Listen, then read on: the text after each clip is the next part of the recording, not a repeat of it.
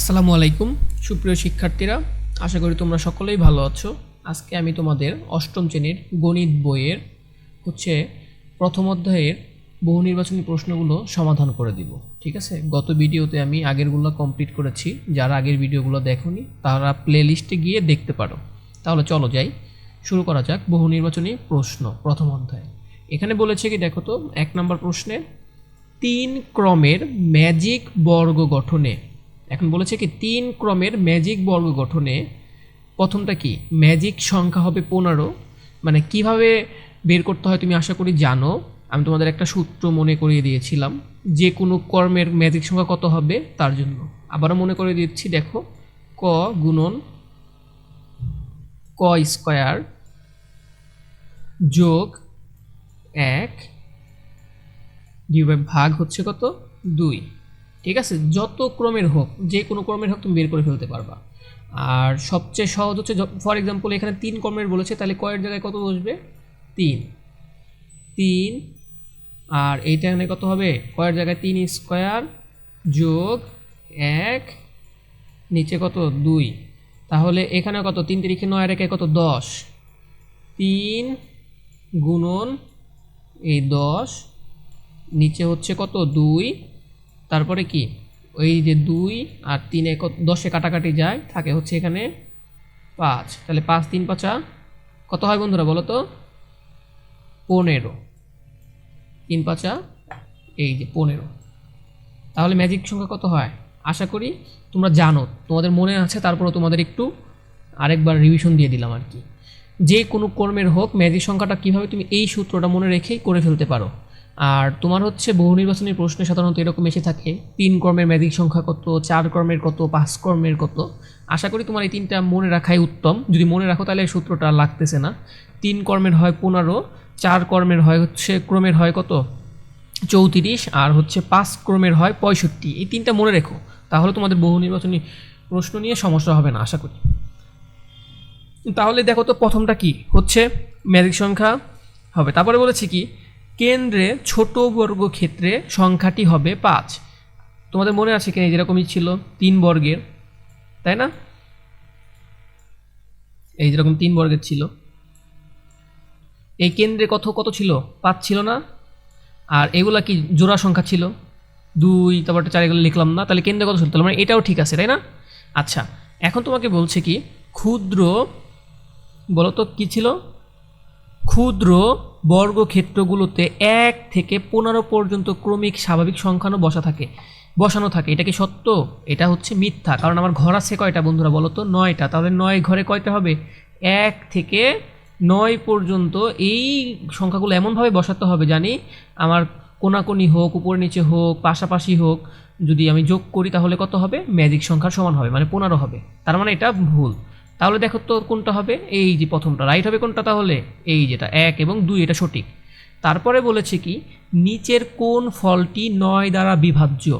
9 দ্বারা বিভাজ্য মানে কি, এই যে যেমন ফর এক্সাম্পল এই দুইটা আছে 52 যোগ 25, এই দুইটা যুক্ত করলে হয় 77।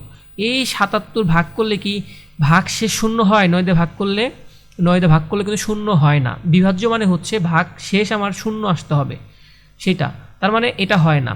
আবার এই দুইটা যোগ করলে দেখো তো কত হয়, এই দুইটা যোগ করলে কত হয় 527, আর 725, এটা যুক্ত করলে 1252 হয়, 1252। ঠিক আছে, এটা 1 2 মনে করো না, 1252 হয়। 1252কে তুমি 9 দিয়ে ভাগ দিয়ে দেখো, এটারও ভাগ শেষ শূন্য হয় না। তারপরে এটাও তুমি যোগ করে দেখো, এটা যোগ করলে তুমি পাবা 646 পাবা। এটাকেও তুমি 9 দ্বারা ভাগ করে দেখো, ভাগ শেষ কত শূন্য হবে না, তার মানে এটাও হবে না। ঠিক আছে, এটা আসে 646। ঠিক আছে, এটাও হবে না। এটা হবে নাকি দেখো তো, 75 থেকে 57 বিয়োগ দিলে থাকে 18। 18কে তুমি 9 দ্বারা ভাগ দাও, দেখো 9 দ্বারা ভাগ দিয়ে দেখো, এই যে 9 18,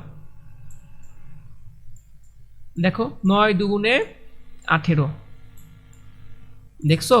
দেখো তো ভাগ শেষ কি শূন্য আসতেছে না, তার মানে 9 দ্বারা বিভাজ্য। তাহলে সঠিক অ্যান্সার কোনটা বলো তো, এই ঘ নাম্বার, এটা সঠিক অ্যান্সার।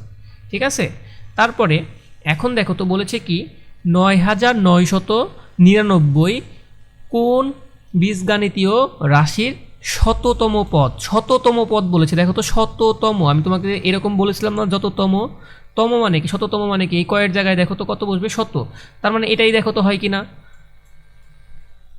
999, এই যে 99, এই যে কয়ের মান কত, গুণন কত, শততম বলেছে, তার মানে শততম পদে হচ্ছে শততমে এই পদটা হবে, এই সংখ্যাটা পাওয়া যাবে। তার মানে দেখি এখানে 100 বসিয়ে দেখি, যোগ 1 কত হবে, এখানে হবে হচ্ছে সমান সমান হয় 9901 হয়, 9901 হয়। তাহলে কি এটা কি হলো, এটা হলো না, আমার কি এটা কি 9999 হয়েছে, কিন্তু আমার এখানে 9901 পেয়েছি, তার মানে এটা হয়নি, তার মানে এটাও ভুল। তারপরে দেখি তো এখানে এটা হবে কি না, এটাও হবে না, কারণ কি দেখো তো এটাও 9900 হবে -1, তার মানে 9900 হবে, তাই না, এটাও হচ্ছে না। তারপরটা দেখো তো, চিন্তা করো তোমরা একটু,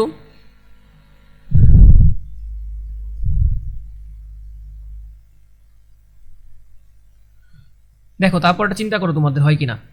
তারপরে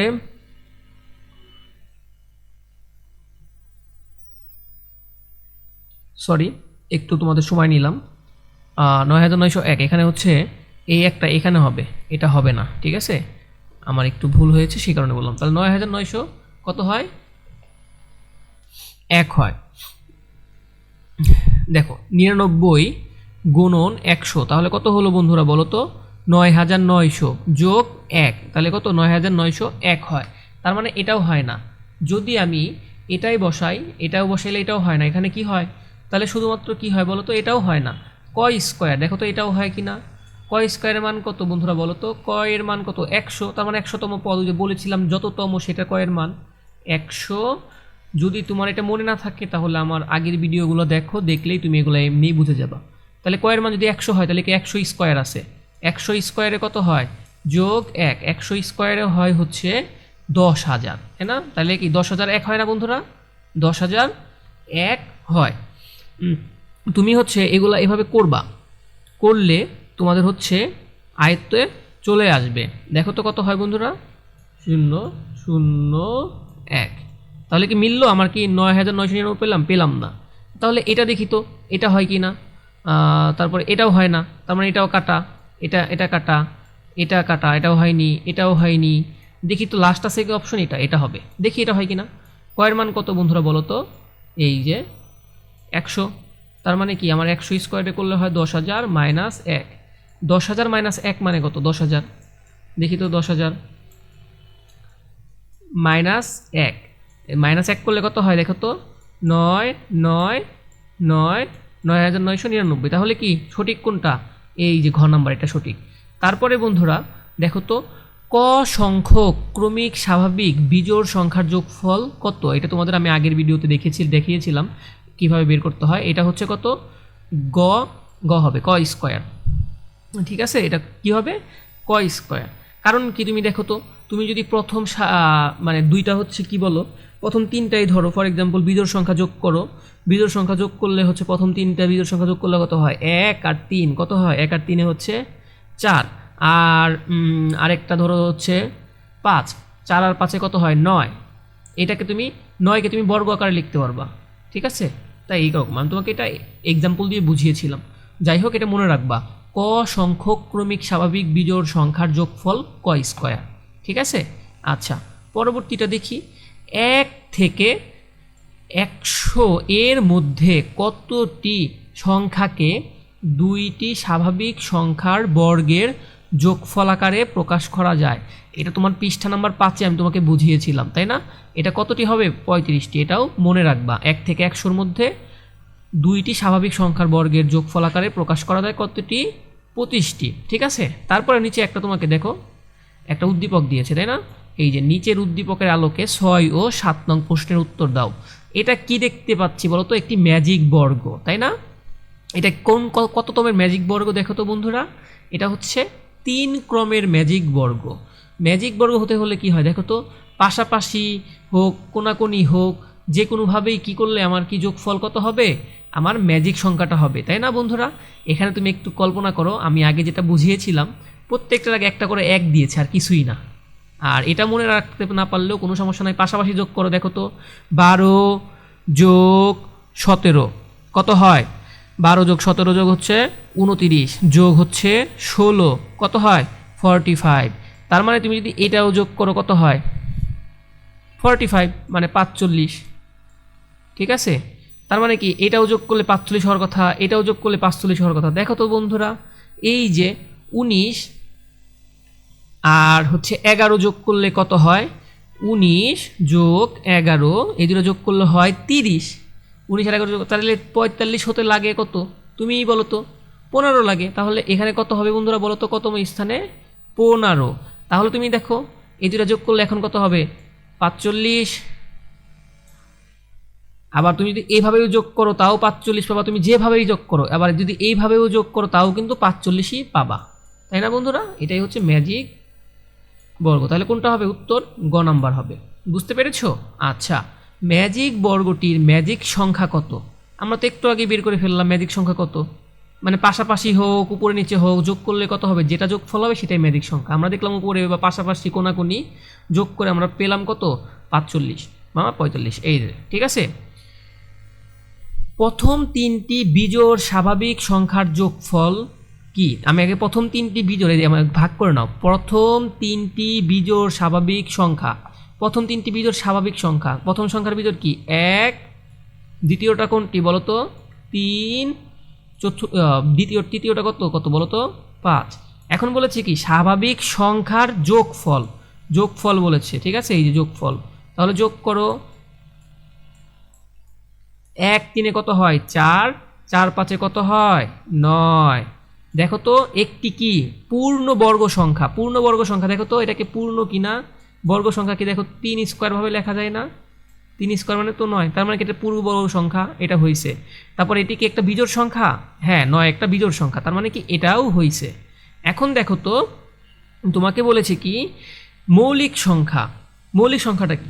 যে সংখ্যা 1 ও ওই সংখ্যা ব্যতীত অন্য কোনো গুণনীয়ক নেই, সেটাই হচ্ছে কি মৌলিক সংখ্যা। দেখো তো 9কে কি আমরা এভাবে লিখতে পারি না?